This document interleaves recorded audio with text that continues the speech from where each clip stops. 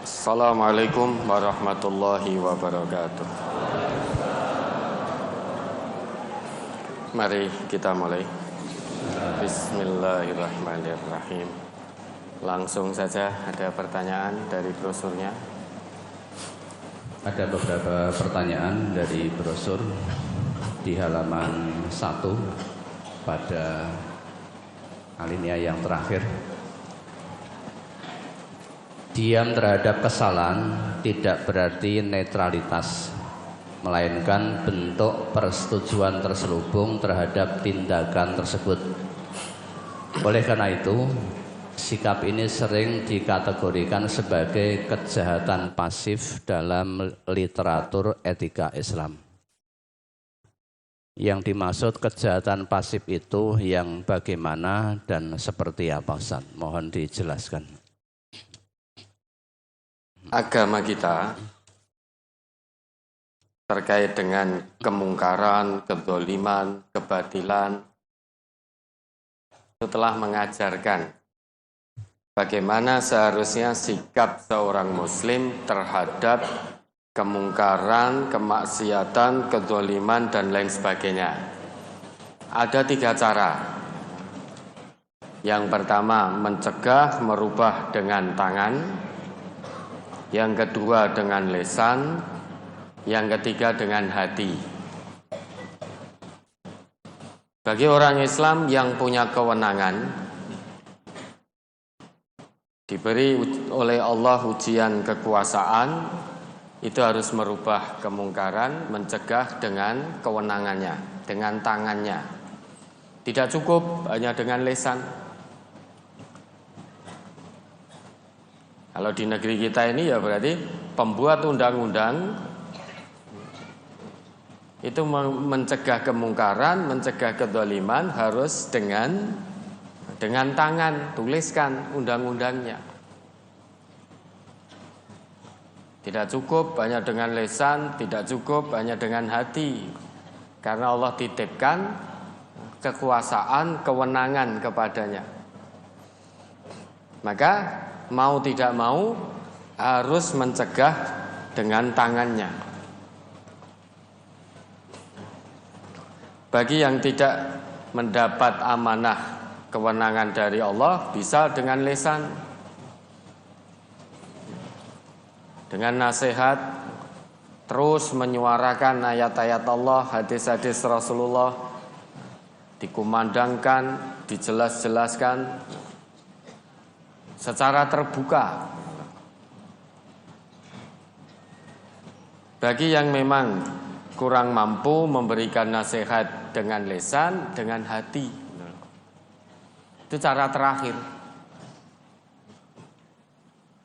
Dengan hati di situ menyatakan kebenciannya. Hatinya benci terhadap kemungkaran itu. Hatinya benci terhadap kedzaliman itu, terhadap kebatilan. Kalau dengan hati, itu kata Nabi, wadzalika adzaful iman. Itulah selemah-lemah iman. Lah sekarang tidak mencegah dengan kewenangan, tidak mencegah dengan lisan, hatinya pun juga tidak benci. Meski dia tidak melakukan perbuatan itu, namun hatinya tidak benci, ya itu namanya kejahatan pasif. Meski tidak melakukan kejahatan itu, namun hatinya tidak membenci perbuatan itu, lah itulah kejahatan pasif. Dan Nabi kan juga pernah bersabda toh, kalau sampai ada satu kaum, di tengah-tengah kaum itu dilakukan kemaksiatan demi kemaksiatan, sedangkan kaum itu sebetulnya sanggup untuk menghentikan kemaksiatan tersebut, tetapi lam yughayyiru, tidak mau merubahnya, maka Allah akan ratakan azab akan menimpa kaum itu secara merata. Pembela kebenaran itu diam melihat kemungkaran. Ini kan berarti pembela kemungkaran akan terus merajalela, akan terus melakukan kemungkaran demi kemungkaran. Kalau pembela kebenaran itu terus diam membisu.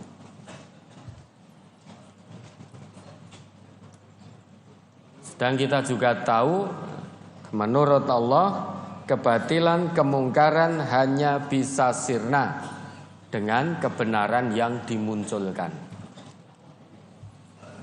Ja'al haq wa zahaqal batil innal batila kana zahuqa. Apabila al-haq kebenaran itu datang muncul, maka otomatis kebatilan pasti sirna. Nah sekarang untuk memunculkan kebenaran ya tentunya dari orang-orang yang cinta tentang kebenaran. Kalau pembela-pembela kebenaran itu terus diam membisu, melihat kemungkaran di tengah-tengah keluarganya, lingkungan sekitarnya, itu hanya diam terus, yang penting aku ora, tanpa memberikan nasihat, tanpa membenci perbuatan mungkar tersebut, maka kebatilan tidak akan pernah sirna. Kemungkaran juga tidak akan pernah sirna. Kenapa? Karena kebenaran tidak dimunculkan. Syarat sirnanya kemungkaran ya harus muncul kebenaran. Tapi ingat Bapak Ibu ya, memunculkan kebenaran itu bukannya tanpa resiko. Resikonya berat. Orang yang memunculkan kebenaran itu menyuarakan kebenaran untuk mengalahkan kebatilan, untuk menghentikan kemungkaran, itu resikonya berat. Nyawa taruhannya.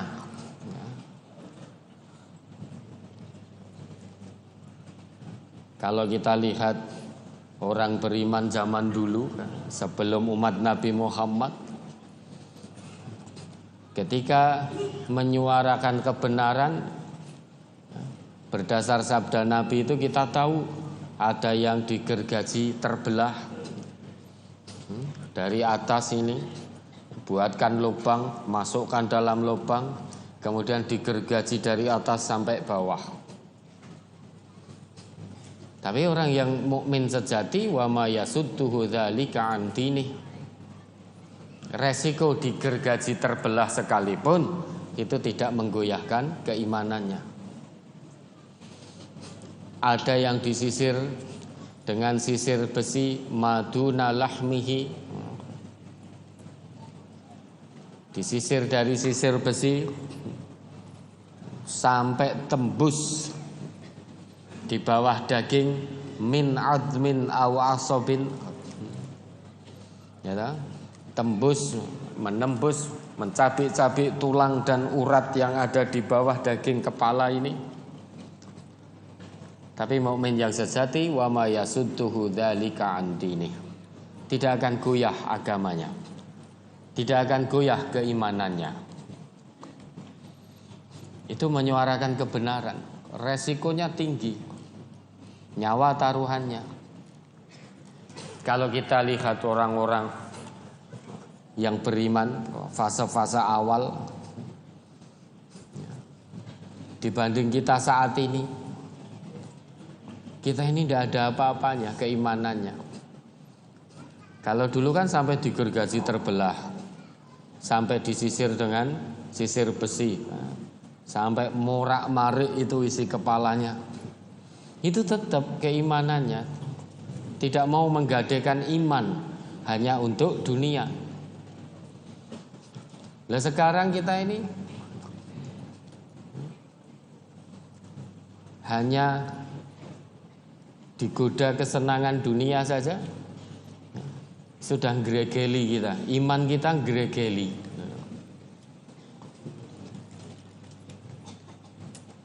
Baru di PHK saja sudah gregeli imannya. Tapi belum digraji loh Bu.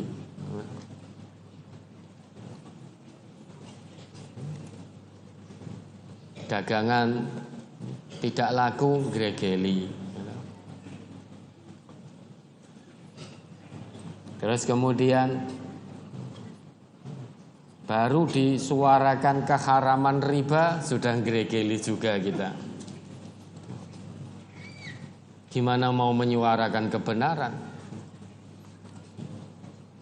Kalau terhadap kesenangan dunia saja yang hilang dari kita, akhirnya kita menjual agama untuk kesenangan dunia.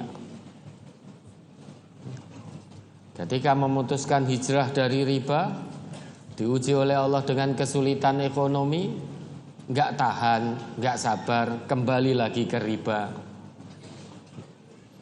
Gimana riba mau hilang?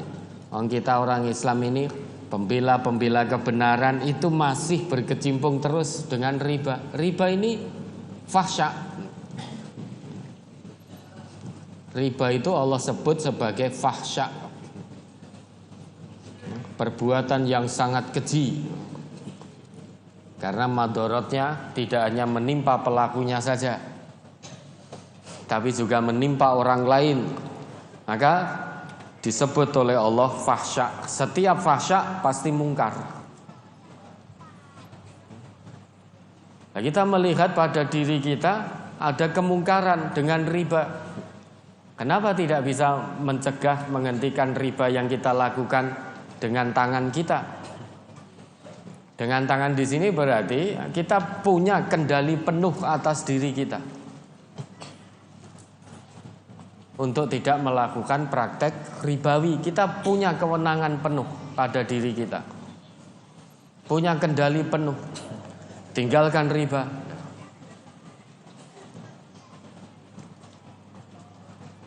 Nah, terkait kemungkaran yang kita lakukan saja, kita tidak mampu merubah dengan tangan. Padahal kita punya kendali penuh atas perbuatan itu. Cukup dihentikan, maka tidak lagi riba.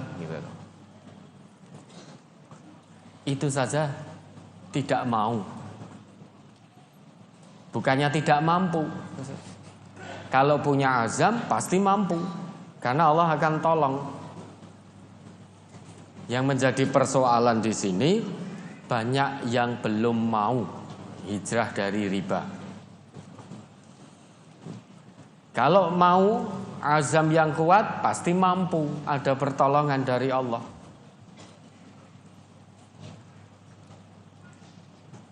Nah ini ya, ini terkait dengan mencegah kemungkaran dengan memunculkan kebenaran. Contoh, kalau kebenaran itu dimunculkan, kemungkaran, kebatilan pasti sirna dengan sendirinya. Karena kebatilan harus dilawan dengan kebenaran. Kemungkaran harus dilawan dengan kebenaran. Kebohongan harus dilawan dengan kejujuran. Begitu seterusnya. Maka pilih di antara tiga cara sesuai amanah dari Allah pada kita, mencegah kemungkaran. Kalau Bapak Ibu diberi amanah kepemimpinan, punya kewenangan merumuskan undang-undang, hentikan segala macam kemungkaran di negeri ini dengan tangan-tangan panjenengan. Tulis undang-undangnya. Jenengan tidak bisa memilih dengan lisan, karena oleh Allah jenengan diberi amanah perumus undang-undang di negeri ini, maka harus dengan tangan. Kalau saya tak dengan lisan saja, dosa itu hisabnya ada di hadapan Allah. Hei fulan, hei fulanah, kamu waktu di dunia saya beri amanah untuk merumuskan undang-undang bisa mencegah kemungkaran kebatilan dengan tangan-tanganmu. Kenapa kamu pilih dengan lisan?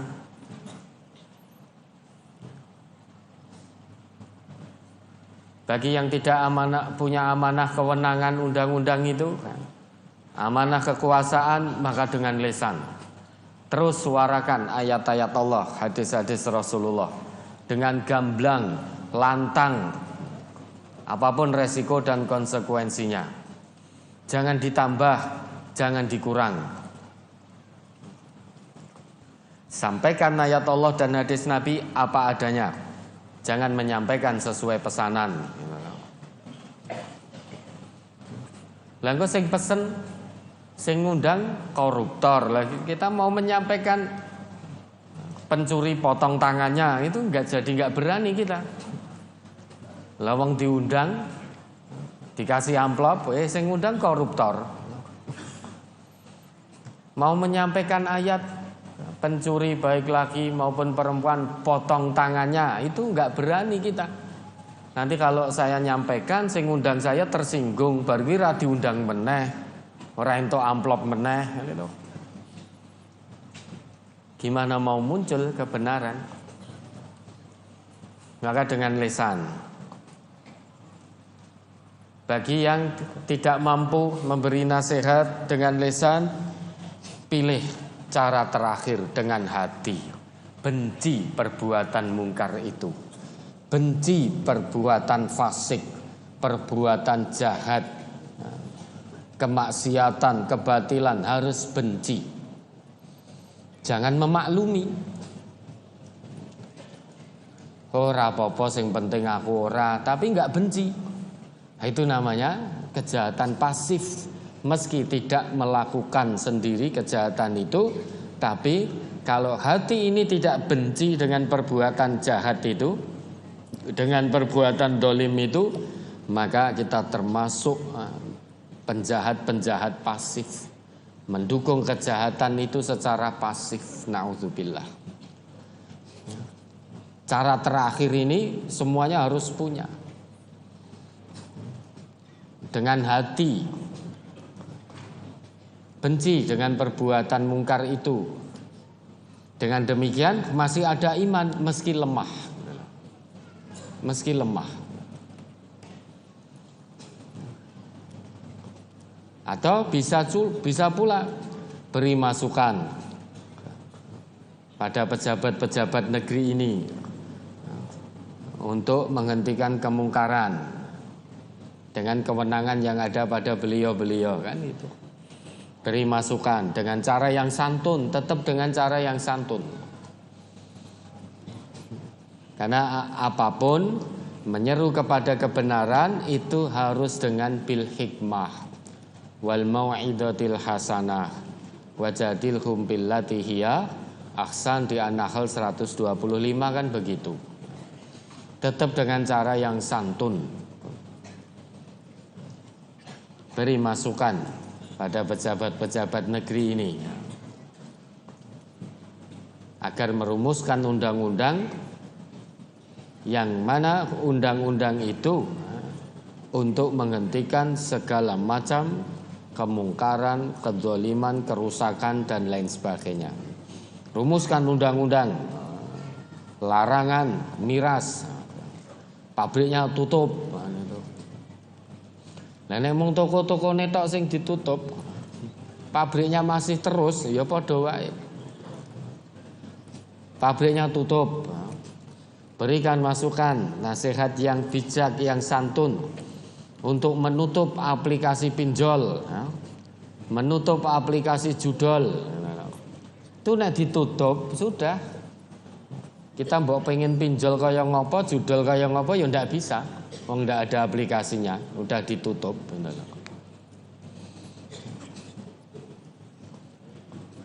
Jadi kalau untuk menghentikan kemungkaran itu, yang punya kewenangan itu sebetulnya tinggal rumuskan undang-undang saja. Pegang kepalanya, aplikasinya tutup, sudah. Perusahaan pabrik mirasnya tutup, sudah selesai. Tapi kalau hanya toko-toko kecil, terus sing do gaple ning pos kamling, itu ya nggak ngaruh gitu loh. Bank-bank detail itu nggak ngaruh. Lah kalau ternyata aplikasinya belum ditutup, aplikasi ribanya, aplikasi judinya belum ditutup, lantas apa yang harus kita lakukan? Petunjuk Allah di Al-Maidah 105, alaikum anfusakum. Coba diingat lagi itu.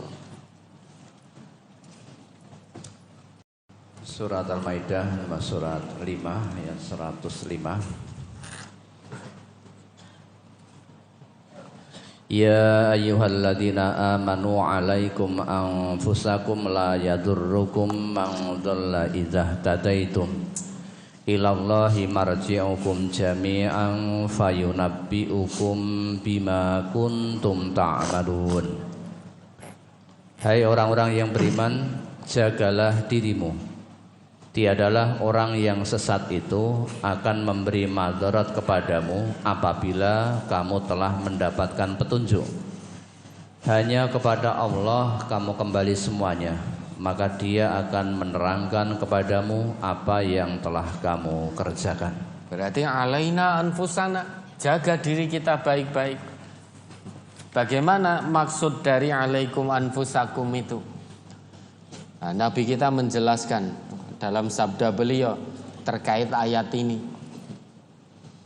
Yang dimaksud alaikum anfusakum la yadurukum man dhalla idza tadaitum itu menurut Nabi kita, balik tamiru bil ma'rufi wa tanahaw 'anil munkar. Tetap kamu harus terus beramar ma'ruf nahi munkar. Hatta idza ra'aita syuhan muta'an, sampai ketika kamu melihat kebakhilan ditaati, kekikiran ditaati, tidak mau jihad bil amwal untuk menolong agama Allah, memilih menjadi orang bakhil, dan kebakhilan merata bahkan di tengah-tengah orang yang ngaku Islam sekalipun berlaku bakhil. Berarti kebakhilan sudah merata di seluruh lapisan masyarakat. Wa hawa muttaba'an, hawa nafsu diperturutkan, sehingga masyarakat menjadi budak hawa nafsu. Harusnya hawa nafsu itu dilawan, tetapi malah masyarakat menjadi budak hawa nafsu. Apa kata hawa nafsu diikuti. Termasuk pula orang yang ngaku Islam, asal menguntungkan untuk dunianya, sekalipun itu melanggar aturan Allah dan Rasul, tetap diikuti kata hawa nafsunya. Wa dunya mu'tsaratan, dunia sudah mewarnai, kita jadi budak-budak dunia. Fokusnya hanya untuk dunia. Apa yang hilang dari dunia, sedih luar biasa. Apa yang hilang dari akhiratnya, tidak apa-apa. Ini berarti dunia sudah sangat mewarnai. Wa i'jaba kulli dzi ra'yin bi ra'yih, masing-masing bangga dengan pendapatnya sendiri-sendiri. Padahal yang namanya pendapat manusia itu bisa benar, bisa salah. Kapan benarnya? Kalau sesuai Quran dan Sunnah pasti benar. Kapan salahnya? Kalau menyimpang dari Quran dan Sunnah pasti salahnya.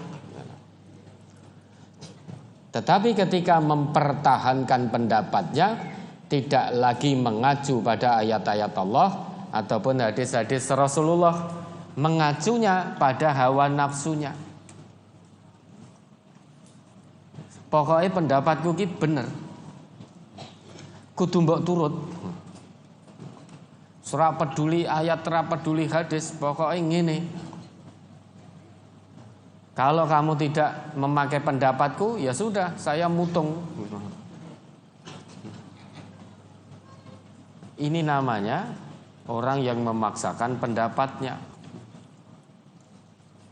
Kalau terjadi perselisihan sesama muslim terkait pendapat, solusi dari Allah, farudduhu ilallah wa rasul, kembali kepada Allah dan Rasul. Maksudnya kembali pada Quran dan Sunnah, pasti akan selesai perselisihan pendapat itu. Karena kedua belah pihak taslim di hadapan Quran, di hadapan Sunnah.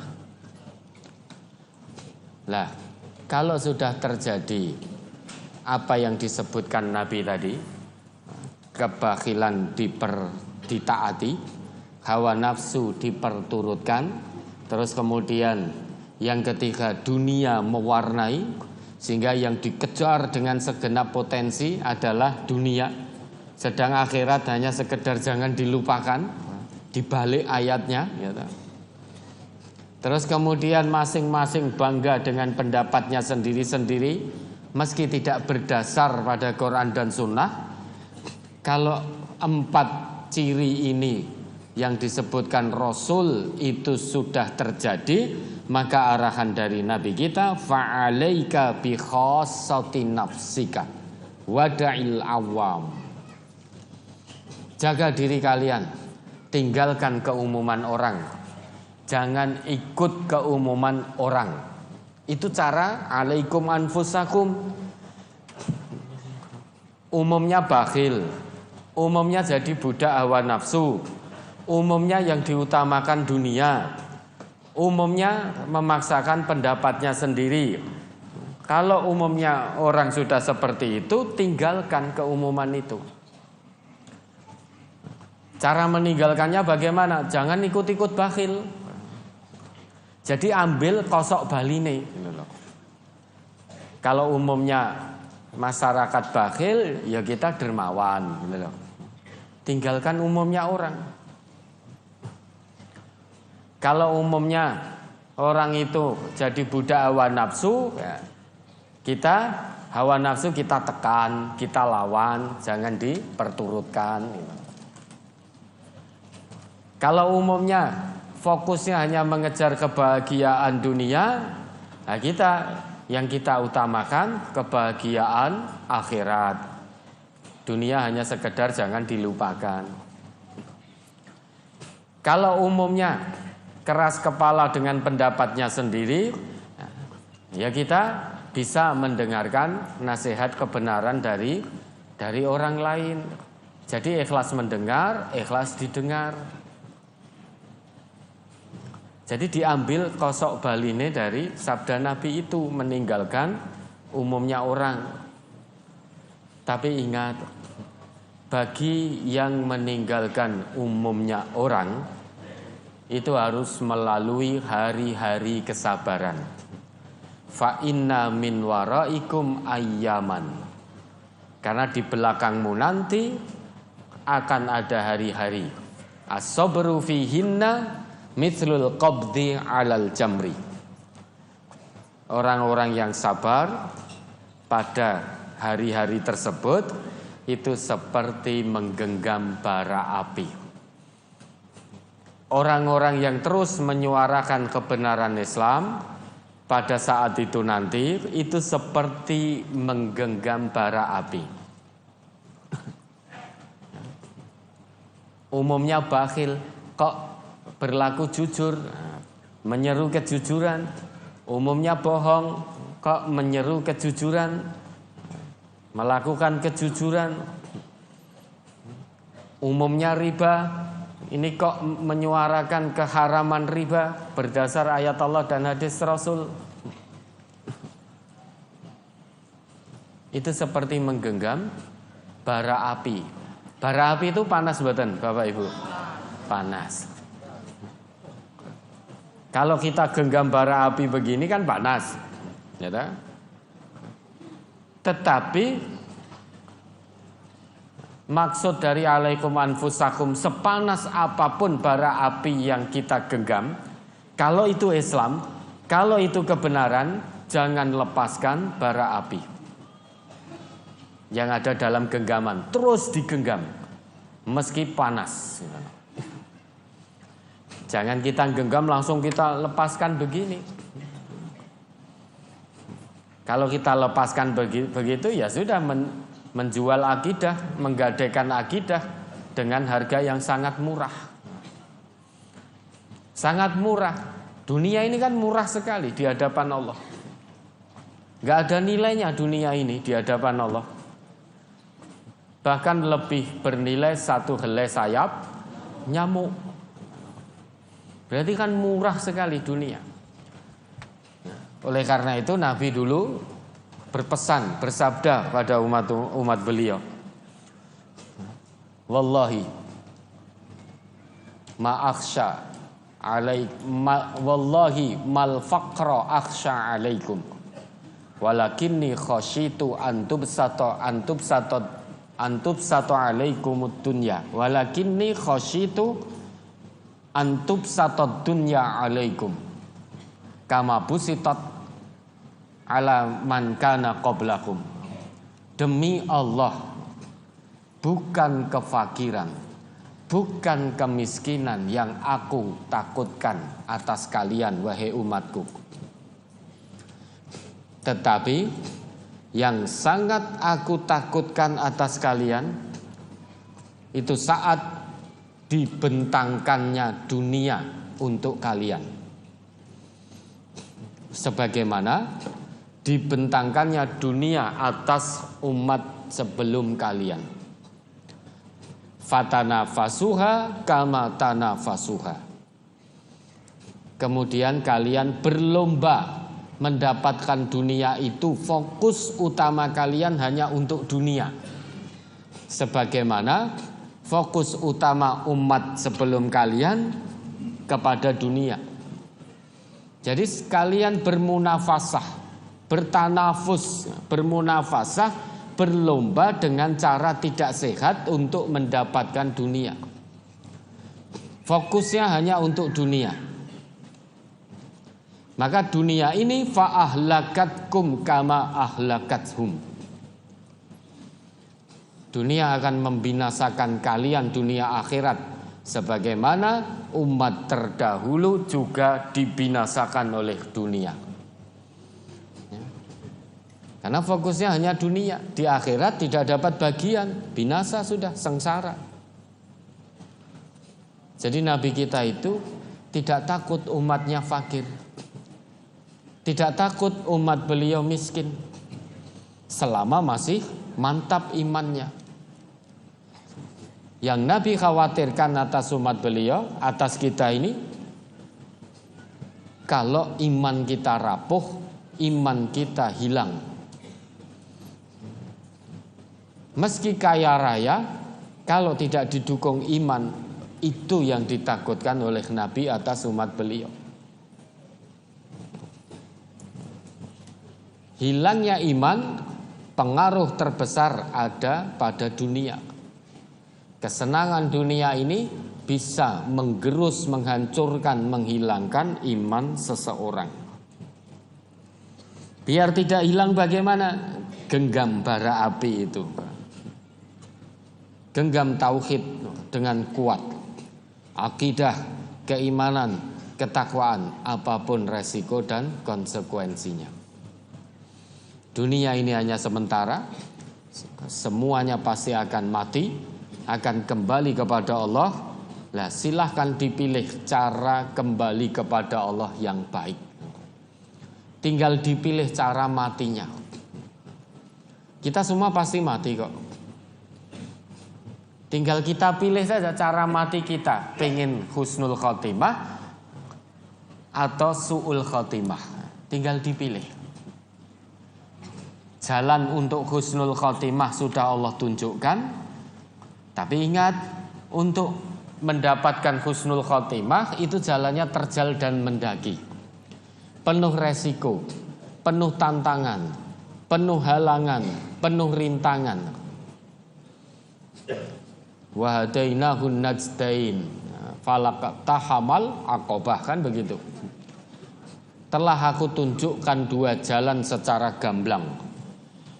Tapi kenapa kebanyakan manusia tidak mau memilih jalan kebenaran, jalan keselamatan, jalan menuju surga yang terjal dan mendaki?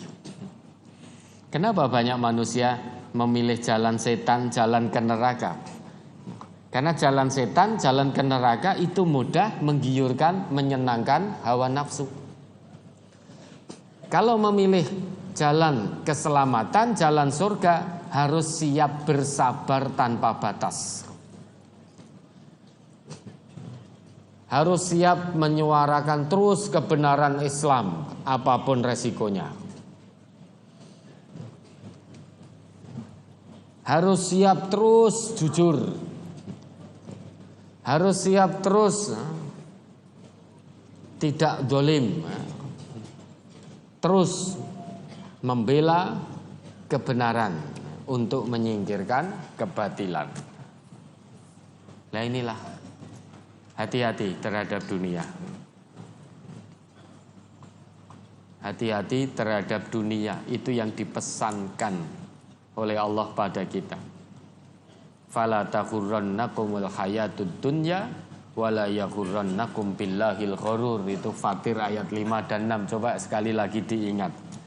Ayat itu akan terus kita ingat-ingat, ulang-ulang terus. Karena Allah melalui ayat-ayat itu hendak mengingatkan utamanya hambanya yang beriman, meski seruannya ditujukan kepada segenap manusia. Tapi hanya manusia-manusia yang beriman sajalah yang terus memperhatikan seruan Allah ini.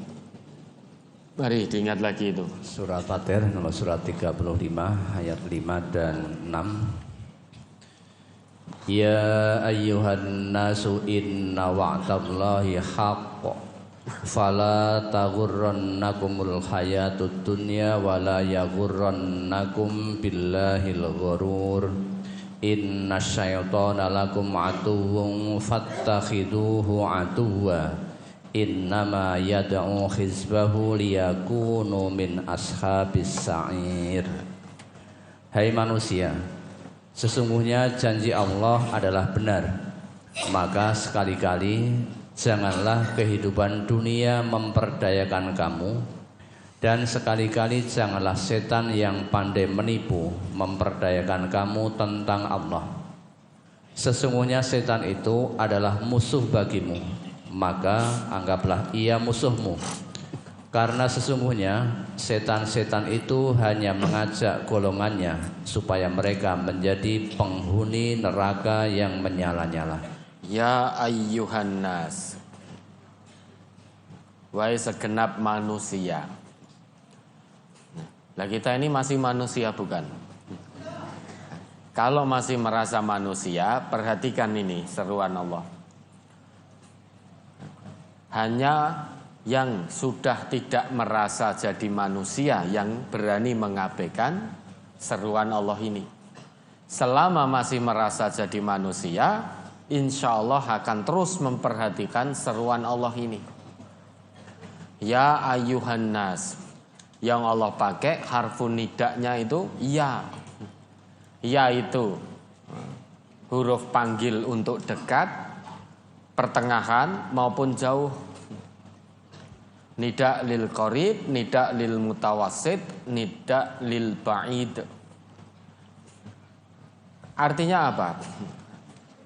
Bagi manusia yang sudah menjauhkan diri dari godaan setan, taat kepada Allah, itu juga masuk dalam panggilan ini karena sudah dekat kepada Allah. Bagi yang kadang masih taat, kadang maksiat, itu juga diseru oleh Allah dengan ya di sini karena dia berada di pertengahan, adoh ora, cedak ora. Karena kadang maksiat, kadang taat. Bagi yang tidak pernah taat, maksiat sekali, itu kan berarti sudah sangat jauh dari Allah. Juga masuk dalam seruan ini, ya ayyuhan nas, inna wa'dallahi haqq. Sesungguhnya janji Allah itu maha benar.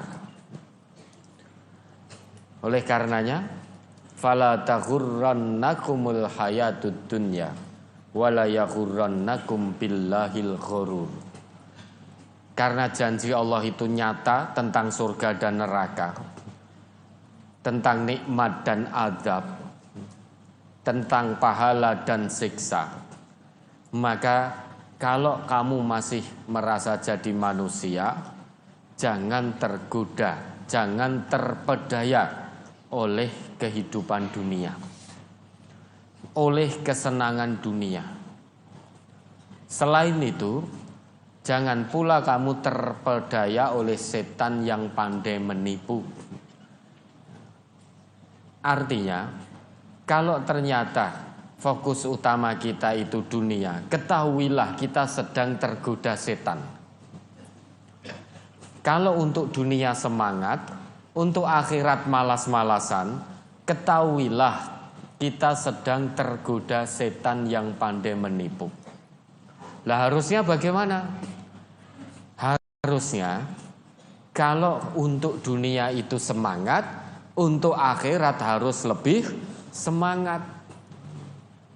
Ayatnya begitu di Al-Qasas 77 itu.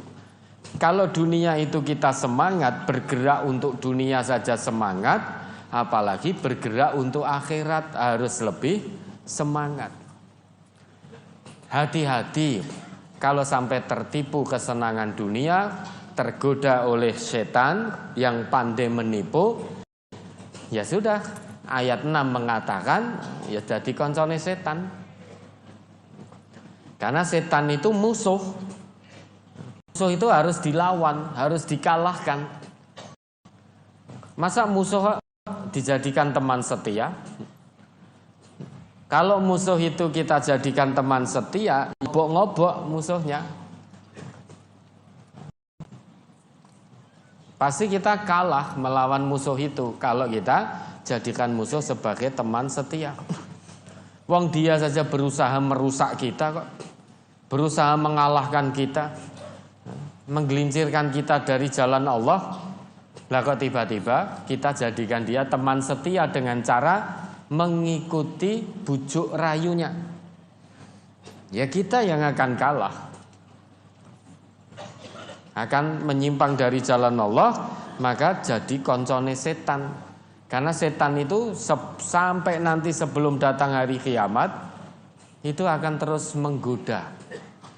Innama yad'u hisbahu. Setan itu sampai nanti hari kiamat golek konco. Nggo ngancani setan di mana liyakunu min ashabis sa'ir. Nggo ngancani ning neraka gitu loh. Maka setan akan mencari teman sebanyak-banyaknya dari kalangan manusia untuk menemani setan berada di neraka. Neraka itu panas Bapak Ibu.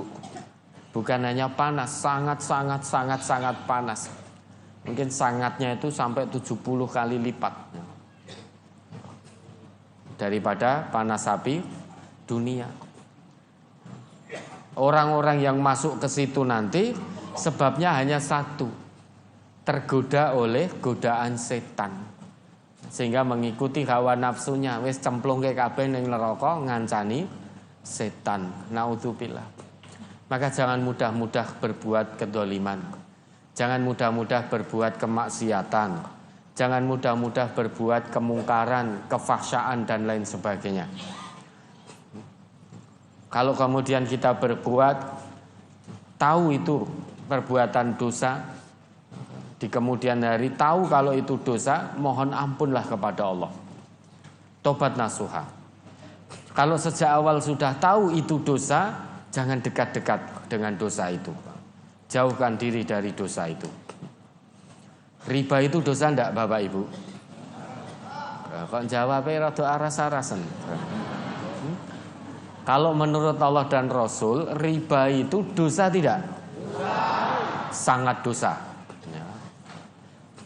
Ini kan berarti sejak awal kita tahu. Setelah tahu ayat keharaman riba, hadis dari Nabi yang melaknat 4 orang yang terlibat riba. Setelah kita tahu itu, maka hentikan ya, tobat nasuha, tidak lagi mengulang. Bagi yang belum, sekarang sudah tahu sejak awal bahwa riba itu menjadi musuh Allah dan Rasul, maka jauhkan diri dari riba. Jangan dekat-dekat dengan riba. Kita tahu enggak kalau pergaulan bebas itu dosa? Tahu. Maka tahu sejak awal ini setan akan menggoda. Bergaul bebas ini penak loh, nikmat loh, ini loh. Lah tinggal kita bisa menundukkan hawa nafsu ini tidak tergoda oleh setan atau kita mengikuti bisikan setan. Kalau bisa menekan hawa nafsu maka akan terhindar dari pergaulan bebas. Kalau mengikuti bisikan setan maka terjerumus dalam pergaulan bebas.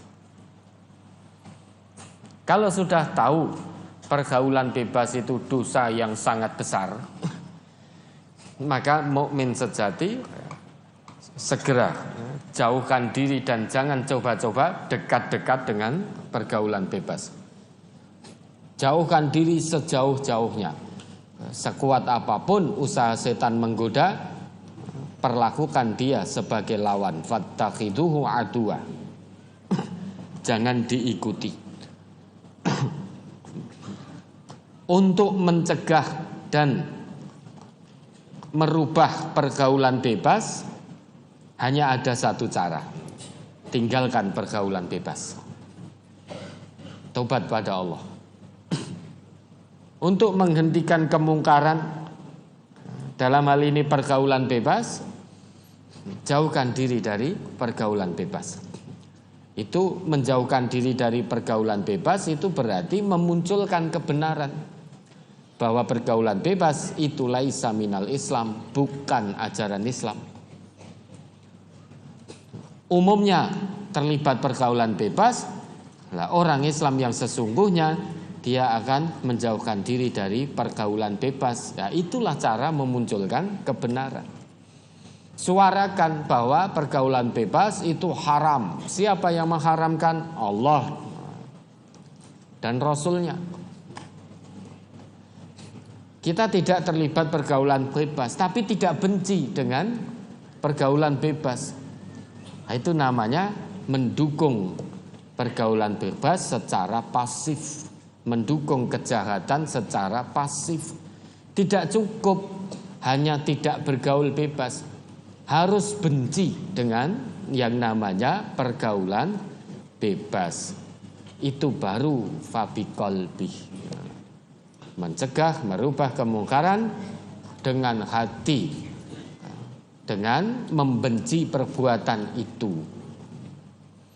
Nah, hati kita benci berarti sudah tidak mendukung perbuatan itu secara pasif. Wong kita sudah benci kok. Tapi kalau kita memaklumi pergaulan itu, kemaksiatan itu, meski kita tidak melakukan, lah itu kita termasuk mendukung kemungkaran itu secara pasif. Ya, ada lagi.